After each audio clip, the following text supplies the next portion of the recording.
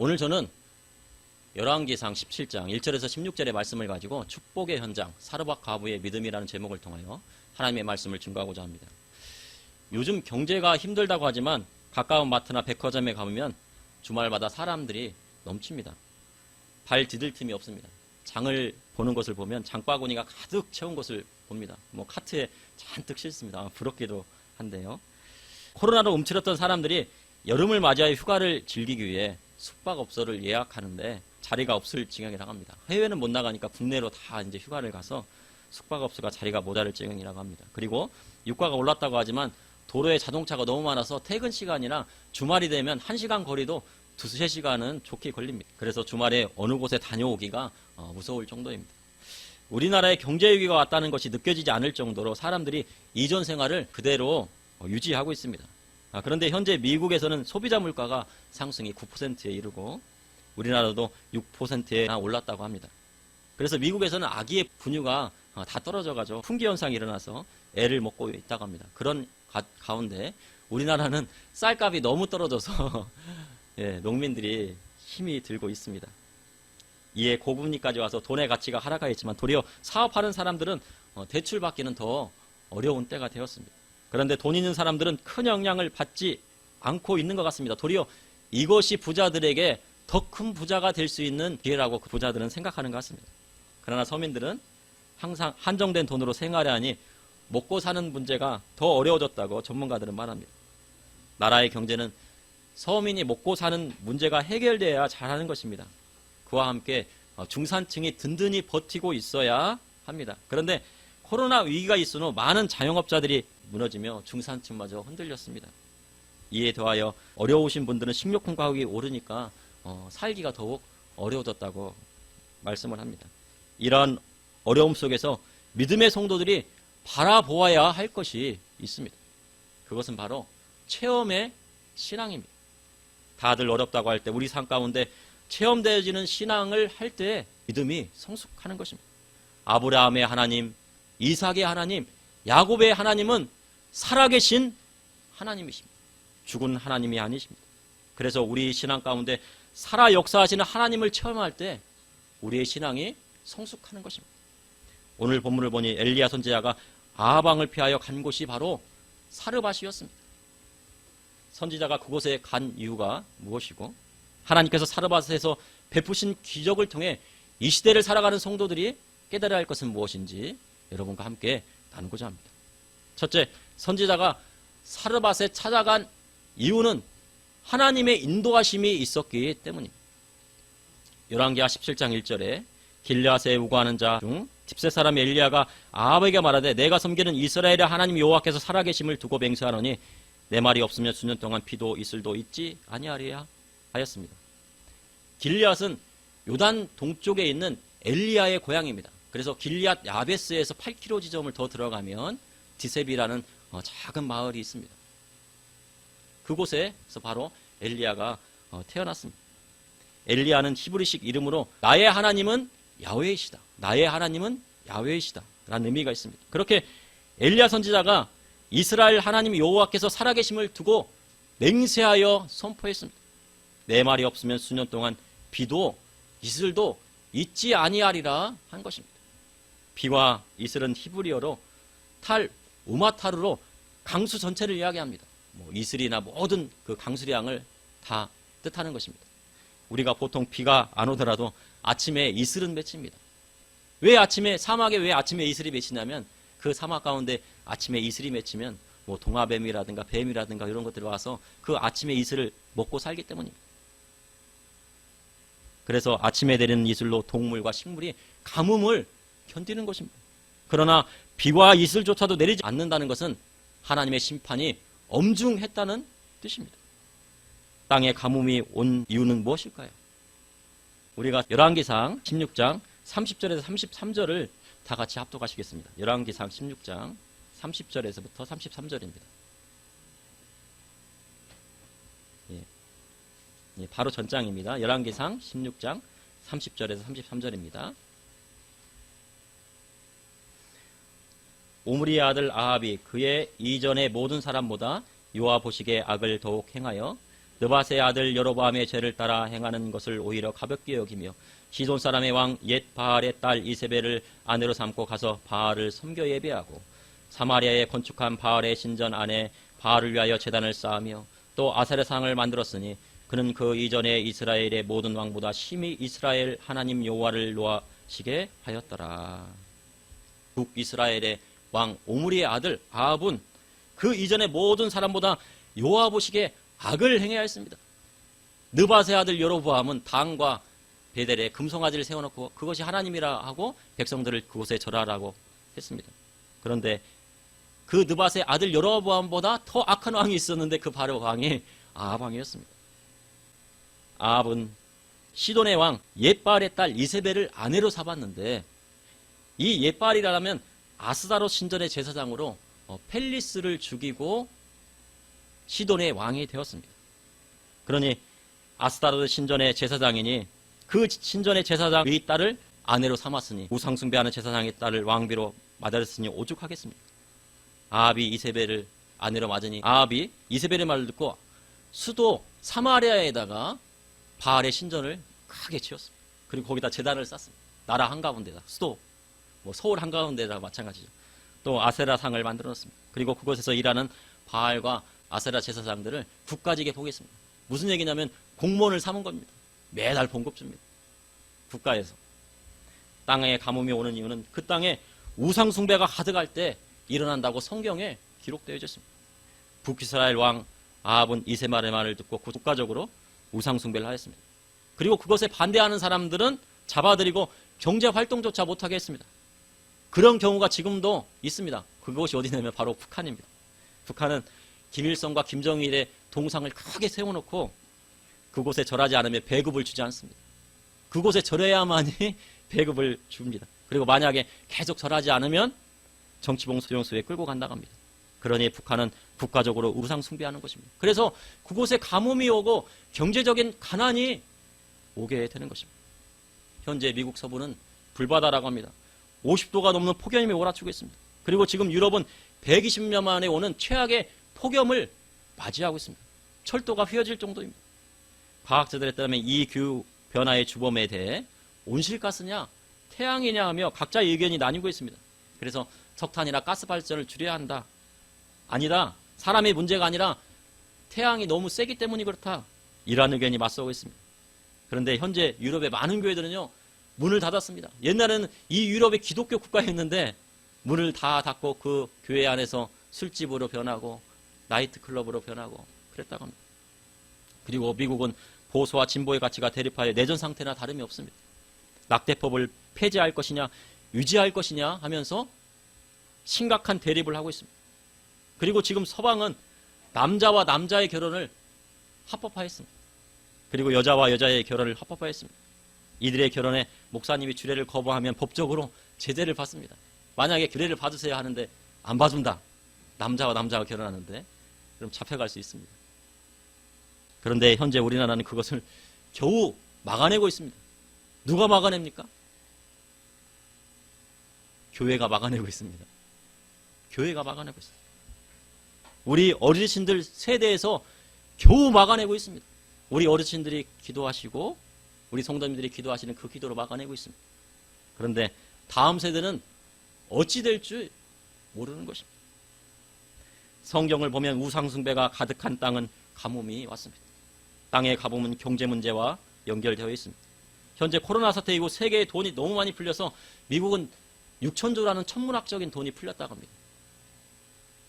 우리나라도 경제를 살리려고 많은 돈을 풀었습니다. 시장에 많은 돈이 풀리다 보니 돈의 가치가 하락하고 물가같이 솟는 인플레이션이 오게 되었습니다. 그래서 나라들마다 서둘러 금리 인상을 하고 있습니다. 그런데 그것에 전쟁이라는 변수가 같이 플러스가 된 것입니다. 그래서 우리의 경제의 문제는 쉽지 않습니다. 서울의 대표 상권이라는 강남, 명동, 2대 신촌을 가면은 메인 상권의 20%가 문을 닫고 2, 3차 상권도 30%가 문을 닫았다고 합니다. 우리 경제가 아주 심각한 상태입니다. 그런데 이 문제의 해결 방법은 우리가 하나님의 말씀을 돌아갈 때, 하나님의 말씀으로 돌아갈 때 경제 문제가 해결되는 것입니다. 그 키는 교회에 있고 우리 성도님들의 기도에 달려 있는 것입니다. 우리 성도님들이 하나님의 말씀대로 신앙생활하고 기도할 때 이 나라는 국권이 세워지는 것입니다. 우리나라가 이렇게 잘 살고 우리나라가 잘 되는 것은 바로 우리 성도님들의 기도와 하나님의 말씀대로 신앙생활할 때 바로 이루어지는 것입니다. 여호와의 말씀이 엘리야에게 임하였습니다. 여호와께서 너는 여기서 떠나 동쪽으로 가서 요단 앞 그린 시냇가에 숨고 그 시냇물을 마시라. 내가 까마귀들에게 명령하여 거기서 너를 먹이게 하리라. 엘리야 선지자가 하나님의 말씀을 전하니 아합과 이세벨이 그 선지자를 죽이려 합니다. 그러자 여호와께서 엘리야 선지자를 요단을 건너 동쪽에 있는 그린 시냇가에 숨어 있으라 합니다.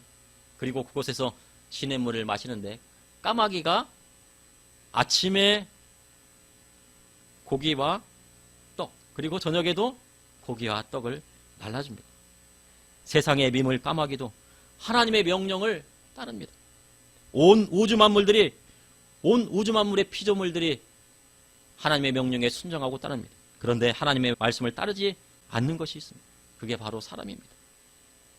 하나님이 사람을 지으셨음에도 사람은 깎아 만든 우상을 하나님으로 알고 절합니다. 그러니 땅에 가뭄이 오는 것입니다. 여호와의 말씀을 따라 엘리야 선지자가 요단 앞 그린 시냇가에 머물었습니다. 만약 엘리야 선지자가 아합과 이세벨에게 잡힌다면 죽을 수밖에 없습니다. 그런 가운데 하나님의 말씀을 올바로 전한 엘리야 선지자를 도운 것이 바로 까마귀였습니다. 하나님의 말씀대로 행하면 온 우주 만물이 그를 돕는 현상이 일어나게 되는 것입니다. 그랄로 내려간 이삭이 블레셋 땅과 가나안 땅에 가뭄이 왔습니다. 모든 것이 다 가뭄이 왔습니다. 아브라함 때 가뭄이 왔는데 이삭 때에도 가뭄이 온 것입니다. 그런데 그 해에 그 가뭄이 왔던 그 해에 이삭이 농사를 졌습니다. 유목만 하던 양치고 소치던 이 이삭 초보 농부가 그 땅에 그 해에 농사를 졌습니다. 밀을 뿌리고 보리를 뿌렸는데 그 해의 소출이 100배에 이르렀습니다. 온 땅이 가물었을 때 그 소출이 100배에 이르렀으니 그 곡물값이 얼마나 되겠습니까? 마침내 이 이삭이 거부가 되었다고 성경에 기록되어 있습니다. 바로 하나님의 말씀대로 나아갈 때 온 우주 만물이 땅이 그를 돕는 현상이 일어나게 되는 것입니다. 까마귀가 그를 돕는 현상이 일어나게 되는 것입니다. 그러니 가뭄이 문제가 아니고 땅이 문제가 아니라 경제가 문제가 아니라 사람이 문제인 것입니다. 엘리야 선지자는 까마귀들이 아침에 떡과 고기 그리고 저녁에 떡과 고기를 가져옵니다. 그리고 시냇물을 마셨습니다. 그런데 땅에 비가 오지 않은 시내가 말라버렸습니다. 사람이 떡과 고기는 없어도 되지만 물이 없으면 며칠 못 가서 죽게 됩니다. 그러니 여호와의 말씀이 그에게 임하여 사르밧으로 가라 하신 겁니다. 사르밧으로 가라. 엘리야 선지자가 찾아가지고 사르밧으로 간 것이 아니고 여호와 하나님께서 사르밧으로 가라 하시니 바로 엘리야 선지자가 순종하여 간 것입니다. 그러므로 엘리야 선지자가 사르밧으로 찾아간 것은 하나님의 인도하심 때문이었습니다. 둘째, 하나님을 참되게 섬길 때 기적이 일어납니다. 열왕기상 17장 8절에서 9절에 여호와의 말씀이 엘리야에게 임하여 이르시되 너는 일어나 시돈에 속한 사르밧으로 가서 거기 머물라. 내가 그곳 과부에게 명령하여 내게 음식을 주게 하였느니라. 여호와의 말씀이 엘리야에게 임하였습니다. 하나님이 시돈에 있는 사르밧으로 가라 하신 것입니다. 사르밧은 히브리어 명칭이고 사렙다는 헬라어 명칭입니다. 그러니 사르밧과 사렙다는 같은 말입니다. 같은 지역입니다. 이곳은 시돈에서 13km고 두로에서 22km 떨어진 곳입니다. 지중해 연안에 부유한 상공업 도시였습니다. 그래서 아합이 시돈 왕의 딸 이세벨을 아내로 맞이한 것입니다. 그래서 중상주의 정책을 폈습니다. 나라의 경제 문제를 해결하기 위해 이세벨을 아내로 맞이한 것입니다. 그래서 남유다보다는 북이스라엘이 잘 살았습니다. 그런데 이스라엘 땅에 가뭄이 왔습니다. 왜냐하면 아합이 경제만 수입한 것이 아니라 우상까지 수입해 온 것입니다. 그런데 여호와께서 남유다 땅도 아니고 북이스라엘 땅도 아니고 시돈에서 가까운 이세벨의 고향 시돈에 있는 그곳에 가까운 사르밧으로 엘리야 선지자를 인도하였습니다. 엘리야 선지자를 원수의 목전에 가라 하신 것입니다. 그런데 등잔 밑이 어둡다는 이야기가 있습니다. 또 그리고 그것도 가난한 과부에게 가라 했습니다. 여호와께서 엘리야 선지자를 그곳에 가기 전에 벌써 과부에게 명령하여라고 성경에 기록되어 있습니다. 과부에게 명령하여 내게 음식을 주시겠다고 말씀하셨습니다. 그러니 엘리야 선지자가 사르밧에 가기 전 사르밧 과부는 하나님의 명령을 받았을 것입니다. 북이스라엘 땅이 우상숭배에 빠져 있을 때 이방 땅인 사르밧에서 우상숭배에 빠지지 아니한 사람이 있었는데 바로 그 사람이 사르밧 과부였다고 저는 봅니다. 그가 바로 사르밧 과부였습니다. 요한계시록 2장 19절에서 20절에 7부에게 하신 말씀 중에 내가 내 사업과 사랑과 믿음과 섬김과 인내를 아노니 내 나중 행위가 처음 것보다 많도다. 그러나 내게 책망할 일이 있노라. 자칭 선지자 하는 여자 이세벨을 내가 용납함이니 그가 내 노동들을 가리켜 꾀어 음행하게 하고 의상의 제물을 먹게 하는도다. 요한계시록에 보면은 말세로 갈수록 이러한 현상들이 일어나게 될 것을 예언하고 있습니다. 그러나 그 중에서도 죽기까지 하나님의 말씀을 따른 사람들이 있는 것입니다. 그가 바로 사르밧 과부였습니다. 엘리야 선지자가 사르밧으로 가서 성문에 이릅니다. 그때 한 과부가 나무를 줍고 있었습니다. 그를 보고 엘리야가 사르밧 과부에게 가서 물 좀 달라고 합니다. 그린 시냇가에 물이 말라서 얼마나 갈증이 있었겠습니까? 물 좀 달라 합니다. 그리고 물을 가지러 갈 때 그를 불러 떡 한 조각을 내게 가져오라 합니다. 그런데 열왕기상 17장 12절에 그 과부의 고백이 있습니다. 한번 다 같이 합독하시겠습니다. 열왕기상 17장 12절입니다. 그가 이르되 당신의 하나님 여호와께서 살아계심을 두고 맹세하노니 나는 떡이 없고 다만 통에 가루 한 움큼과 병에 기름 조금뿐이라. 내가 나뭇가지 둘을 가져다가 나와 내 아들을 위하여 음식을 만들어 먹고 그 후에 죽으리라. 사르밧 과부는 여호와의 사심을 두고 맹세하였습니다. 그러니 사르밧 과부는 하나님을 믿는 신앙이 있는 사람이었을 것입니다. 그런데 그는 떡은 없고 다만 통에 있는 밀가루 한 움큼과 기름 조금밖에 없다는 것입니다. 선지자요. 나는 떡이 없습니다. 다만 통에 가루 한 움큼과 병에 기름 조금밖에 없습니다. 그것도 지금 나뭇가지를 주워다가 아들과 함께 음식을 해먹고 죽으려고 합니다. 쉽게 말하면요, 이제 남은 것 없는데 빈대떡 하나 부쳐 먹고 죽으려 한다는 것입니다. 우리가 비가 오면은 빈대떡 그렇게 부쳐서 먹는데 그런 빈대떡이 아니고 이거는 생명이 달려있는 빈대떡입니다. 생명이 달려있는 떡입니다. 마지막 이거 먹고 하나님 품으로 갈 겁니다. 조상들의 품으로 갈 겁니다. 그렇게 얘기를 한 것입니다. 아무리 선지자라도 벼룩의 간을 빼먹지 빈대떡 하나 부쳐 먹고 죽겠다는 가난한 과부의 것을 빼앗아 먹겠다고 합니다. 상식적으로 말이 안 됩니다. 하루하루 먹고 사는 노숙자의 그 빵을 저 좀 주세요. 선지자가 그랬다고 하면은 거기에서 막 노숙자들이 몰려와서 얻어 맞을지도 모릅니다. 그런데 우리 하나님은 가난한 과부의 빈대떡을 탐하시는 분이 아니십니다. 그리고 엘리야 선지자는 가난한 과부를 만나기 전에 하나님이 그를 통하여 음식을 주시겠다고 말씀하셨습니다.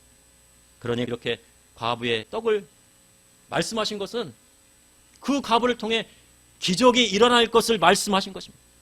그 과부를 통해 기적을 일으키겠다고 하시는 하나님의 뜻이 담겨 있는 것입니다. 열왕기상 17장 13절에 엘리야가 그에게 이르되 두려워하지 말고 가서 내 말대로 하려니와 먼저 그것으로 나를 위하여 작은 떡 한 개를 만들어 내게로 가져오고 그 후에 너와 내 아들을 위하여 만들라 합니다. 엘리야 선지자는 큰 떡을 바랬습니까? 큰 떡 바란 게 아니고요, 작은 떡 하나를 만들어 오라고 합니다. 큰 떡 만들어라, 나 지금 배고프니까 큰 떡 하나 만들어 와라 한 것이 아니고 작은 떡 하나 만들어 오라 하겠습니다. 우리 주님은요, 우리 예수님은 작은 떡을 기뻐하십니다. 큰 떡보다 마음이 담긴 작은 떡을 드릴 때 하나님은 감동하시는 것입니다. 그러니 큰 떡부터 하려 하지 말고 작은 것부터 시작해야 주님이 기뻐하시는 것입니다. 작은 것부터 하면 큰 것도 드릴 수 있는 하나님의 축복이 그에게 내려지는 것입니다. 사르밧 과부는 엘리야 선지자의 말을 통해 그대로 행합니다. 그런데 기적이 일어났습니다. 그 통의 가루와 그 병의 기름이 마르지 않는 기적이 일어난 것입니다. 언제까지 일어났습니까? 바로 비가 내리기까지 3년 반 동안 기적을 체험하게 되는 현장을 맛보게 된 것입니다. 그러므로 우리 하나님은 그분을 참되게 섬기는 자에게 기적을 베풀어 주십니다. 셋째, 하나님 앞에 선지자를 대접할 때 선지자의 상을 받게 됩니다. 열왕기상 17장 15절에 16절에 그가 가서 엘리야의 말대로 하였더니 그와 엘리야와 그의 식구가 여러 날을 먹었으나 여호와께서 엘리야를 통하여 하신 말씀같이 통에의 가루가 떨어지지 아니하고 경기름이 떨어지지 아니하니라 하셨습니다. 저는 어린 시절 시골의 가난한 개척교회에 다녔습니다. 연세 지긋한 목사님께서 부임 오셨는데 시골 교회 성도도 좋고 주로 학생들만 있었습니다. 그런데 담임 목사님이 여의도 순복음교회 신학원을 졸업하시고 연세가 지긋하셔가지고 오셨습니다. 머리가 다 이렇게 머리가 없으십니다. 제 머리가 벗어지셔서. 그런데 그분이 간증하시고 그 목사님께서 간증하시는 거는 뭐냐면 먹을 거를 갖다 오면 학생들이 와서 그걸 다 꺼내 먹고 그렇답니다. 우리가 얼마나 개구장이 짓궂었는데 집에 가서 밥 먹어야 되는데 거기 가서 목사님 먹을 거 다 꺼내 먹고 그래요. 그래서 어느 날은 화가 나시더랍니다. 아이고 이 녀석들 정말 말썽 꾸려보기나. 제가 얼마나 말썽을 부렸는지 우리 청년들이요. 그랬더니 생각이 들더랍니다. 목사님께서 네 아들이면 그렇게 하겠느냐, 네 아들이면 저거 먹지 말라고 하겠느냐, 그런 말씀 하셨답니다. 그래서 그 뒤부터는 그냥 냉장고에서 뭐를 먹든지 뭐 꺼내 먹든지 아주 좋답니다. 그런데요, 가난한 시골 교회를 하시면서 한 번도 굶으신 적이 없으시다. 날마다 일용할 양식을 주셨는데 한 번도 쌀통에 쌀이 떨어진 적이 여기 없었다고 하십니다. 누가 쌀통에다 쌀을 넣는 것도 아닌데 쌀을 푸면은 그 다음날 아침에 가면 또 쌀이 있고 쌀을 퍼보면 또 그 다음날 쌀이 있고 그런 기적을 체험하신 겁니다. 그것을 간증하셨습니다. 제가 직접 그 현장이 있었습니다. 그래서 제가 아무튼 회개를 해야 됩니다. 이렇게 목사님을 이렇게 제가 막 냉장고 문을 열고 그냥 맛있는 것도 꺼내 먹고 그랬으니 얼마나 어려운 교회 그랬습니까? 마가복음 12장 41절 이하에 보면 예수님께서 헌금 앞에 앉아 무리가 헌금을 어떻게 하는지 보셨습니다. 당시에 성전 내에 여인의 뜰이 있었는데 나팔 모양의 13개의 연보의 궤가 있었다고 합니다. 여러 부자들은 헌금을 많이 했습니다. 그런데 한 가부가 와서 2렙돈 즉 한 고드란트를 헌금한 겁니다. 렙돈은 헬라 화폐인데 로마의 최소 화폐에 해당된다고 합니다. 그래서 한 고드란트는 한 데나리온의 64분의 1입니다. 무슨 얘기냐면 데나리온은 장정에 하루 일하면은 뭐 10만 원 번다. 그러면 그것의 64분의 1이 고드란트입니다. 그런데 렙돈은 64분의 1 중에서 2분의 1입니다. 그래서 제가 최저 시급으로 따져봤더니 2022년 기준 500원짜리 2개를 헌금함에 넣은 겁니다. 500원짜리 2개를 헌금함에 넣는 것을 우리 주님이 보셨습니다. 아마 가난한 가부가 하루 양식, 먹을 양식을 사기 위해서 가져왔던 돈 같습니다. 그것을 넣었습니다. 아마 이 가난한 가부가 그 2렙돈을 먹었을 때는 그 하루 동안은 아무것도 먹지 못하고 금식해야 한다는 일이 됩니다. 과부는 그 돈이 없으면 하루를 굶어야 할지 모릅니다. 그것을 지켜보시던 주님, 부자들보다 가난한 과부가 넣은 2렙돈이 모든 사람보다 많이 넣었다고 하셨습니다. 그들은 다 풍족한 중에 넣었고 가난한 과부는 가난한 중에 자기 생활비 전부를 넣은 것입니다.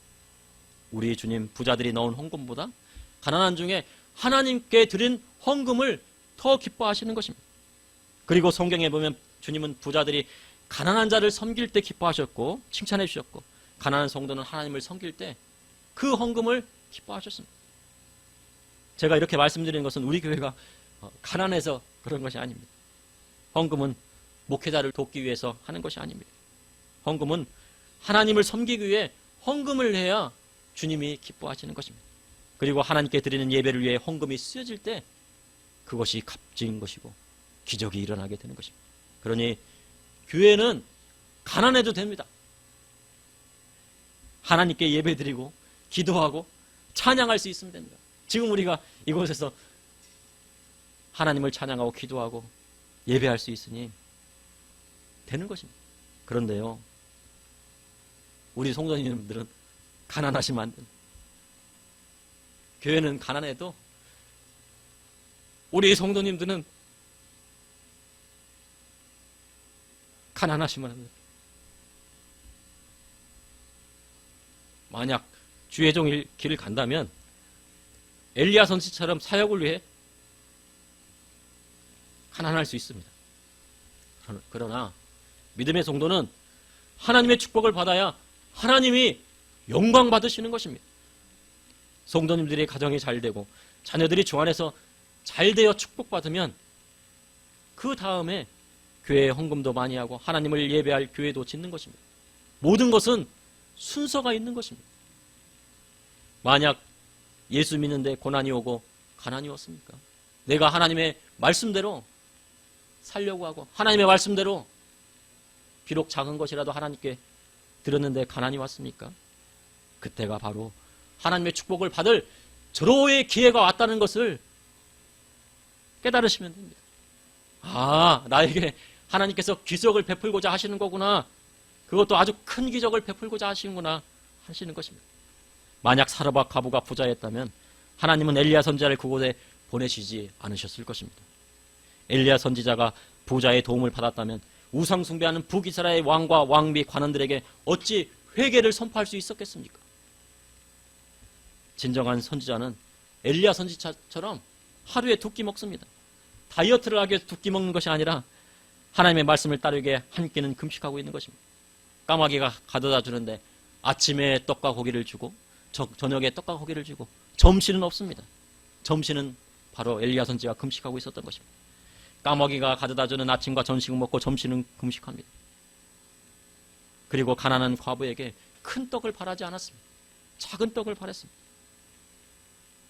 그것이 바로 우리 주님의 마음이고 예수님의 마음이고 우리 하나님의 마음이신 것입니다. 신약 성경에 그렇게 산 사람이 있습니다. 바로 그가 세례 요한입니다. 허리에 가죽띠를 띠고 메뚜기와 석청 즉 쥐엄 열매 하루보를 먹었습니다. 석청은 이 벌꿀이 아닙니다. 벌꿀도 하루보고 쥐엄 열매도 하루보입니다. 그래서 이 하루보는 쥐엄 열매라고 보는 게 맞습니다. 그것을 먹으면서 왕 앞에 굴하지 않고 올바른 회개의 말씀을 증거했습니다. 예수님의 오실 길을 준비한 것입니다. 만약 이 시대에도 그러한 주위에 이러한 선지자가 있다면 그분을 도와주십시오. 만약 자기 재산을 가난한 자에게 다 나누어주고 말이 통하지 않는 선교지에 가서 20년 동안 선교를 하는 선교사님들이 주위에 계시다면 그분을 도와주십시오. 마태복음 10장 41절에 42절에 선지자의 이름으로 선지자를 영접하는 자는 선지자의 상을 받을 것이요 의인의 이름으로 의인을 영접하는 자는 의인의 상을 받을 것이요 또 누구든지 제자의 이름으로 이 작은 자 중 하나에게 냉수 한 그릇을 주는 자는 내가 진실로 너에게 이르노니 그 사람이 결탄코 상을 잃지 아니하리라 하셨습니다. 선지자를 영접하는 자는 선지자의 상을 받을 것이요 의인을 영접하는 자는 의인의 상을 받을 것이요 주의 복음 전하는 자에게 작은 것 냉수 한 그릇 대접하면 결탄코 상을 잃지 아니라 하셨습니다. 그러므로 하나님 앞에 선지자를 대접할 때 선지자의 상을 받게 되는 것입니다. 후에 엘리야 선지자는 북이스라엘 아합과 이세벨을 앞에 두고 바알과 아세라 선지자 850명과 싸워 이겼습니다. 하늘에서 불이 내려왔는데 엘리야 선지자가 쌓고 물이 동이채 부은 제단이 완전히 타버렸습니다. 그리고 백성들에 의해 바알과 아세라 선지자 850명이 그 자리에서 죽습니다. 국가직에 봉해했던 850명이 다 죽었습니다. 그런데 그로 인해 엘리야 선지자가 아합과 이세벨을 피해 노된 나무 그늘 아래서 죽기를 간구했습니다. 하나님 저 죽여주세요. 아합과 이세벨이 저를 죽이려 합니다. 그때 하나님께서 하신 말씀이 무엇입니까? 바알에게 무릎 꿇지 않은 7,000명이 있다고 말씀하신 것입니다. 이방 땅 사르밧 과부뿐만 아니라 이스라엘 땅에 바알에 무릎 꿇지 않는 7,000명을 숨겨두신 것입니다. 그 이후 엘리야가 회오리의 바람과 함께 하늘로 올리기 전에 행적이 성경에 나와 있지 않습니다. 그런데 학자들의 말로는 아마 선지생도를 키우는 신학교들을 곳곳에 세우지 않았을까? 라고 말합니다. 그래서 엘리야를 잇는 엘리사가 나오게 된 것입니다. 그러므로 엘리야 선지자가 사르밧 과부를 찾아간 것은 하나님의 인도하심이었습니다. 그리고 하나님을 참되게 섬길 때 기적이 일어나고 영적인 축복과 물질적인 축복이 오게 되는 것입니다. 또한 하나님 앞에 선지자를 영접할 때 선지자의 상을 받게 되고, 의인을 영접할 때 의인의 상을 받게 되고, 복음 전다에게 물 한 젖 대접하면 그 상을 결단코 잃지 아니라 주님 말씀하셨습니다. 그러니 믿음의 성도는 하나님의 축복을 받고 사르밧 과부처럼 체험의 신앙을 가질 때 예수님의 제자가 되는 참된 믿음을 갖게 되는 것입니다. 잠시 기도하시겠습니다. 사랑의 하나님, 오늘도 감사합니다. 오늘 예배를 흠양하여 주시고 우리 예배를 받아주시니 감사합니다. 우리의 찬양을 받아주시고 우리의 기도를 받아주셔서 이 나라 이 민족 주님께서 붙들어 주시고 북녘 땅까지 복음을 전가하게 해주시되 평화통일이 되었을 때 교회를 통해 많은 목회자들과 선교사들이 북한 땅에 가서 교회를 세우는 기적의 역사들 일어나게 하여 주시옵소서. 아버지 하나님, 사르밧 과부에게 주님께서 기적을 베푸신 것 같이 저와 우리 성도들에게 처음의 신앙을 가질 수 있도록 주님 기적 베풀어 주시고 놀라운 기적의 역사들이 일어나게 하여 주시옵소서. 환경의 문이 열리게 하여 주시고 영적인 문이 열리게 하여 주시고 물질의 문이 열리게 하여 주시고 질병이 떠나가는 놀라운 기적의 역사들이 일어나서 아버지 세상에 나아가 그 처음의 신앙을 증거하고 예수님의 십자가의 보혈의 그 사랑을 증거할 수 있도록 저와 우리 성도님을 붙들어 주시고 인도하여 주시옵소서. 현재 우리 담임 목사님 병원에 계십니다. 주님께서 붙들어 주셔서 빨리 회복되셔서 주님 하나님의 은혜로 하나님의 말씀 증거할 수 있도록 담대히 증거할 수 있도록 주님 은총 베풀어 주시고 인도하여 주시옵소서. 예수님 이름으로 기도합나이다.